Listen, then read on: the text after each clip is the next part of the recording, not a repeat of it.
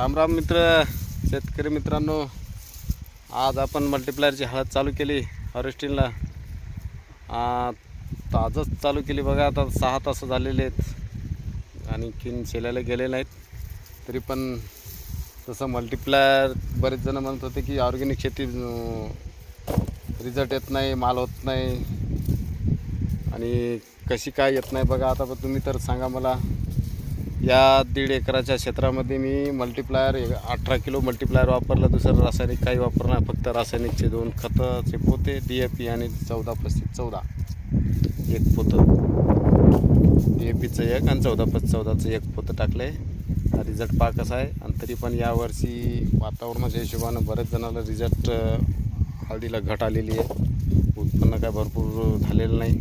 त्या हिशोबानं आपल्याला नंबर 1 रिझल्ट आलेला आहे पूर्ण मल्टीप्लायर.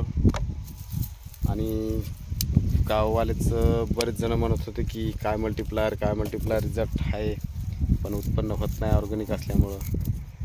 तर मला एक म्हणायचं आहे की आज आपण आपल्या शेतात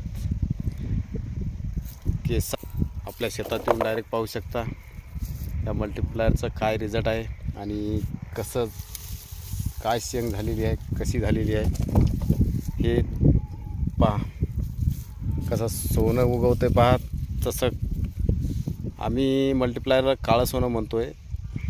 जर ते जमिनीमध्ये टाकलं तर हे पिवळं सोनं उगवतं आहे, हे लक्षात घ्या. जसं मी 2-4 वर्षापासून मल्टीप्लायरच वापरतो. ही 100% गॅरंटी आहे की पूर्ण मल्टीप्लायर हळद येऊ शकते. ही 100% गॅरंटी देतो मी, कारण की मी 2-4 वर्षापासून पूर्ण 100%च वापरतो आहे. त्याच्यामुळं सांगतो. आणि शेंगामध्ये पण काही फरक आहे का पहा. हे तर निवडलेले आहेत, हा ठीक आहे. आणि हे आपलं क्षेत्र आहे. 1.5 एकराच्या क्षेत्रामध्ये जवळपास 60 क्विंटलचं ॲव्हरेज 100% निघतं आहे. ही 100% ग्वाही देतो मी आजच.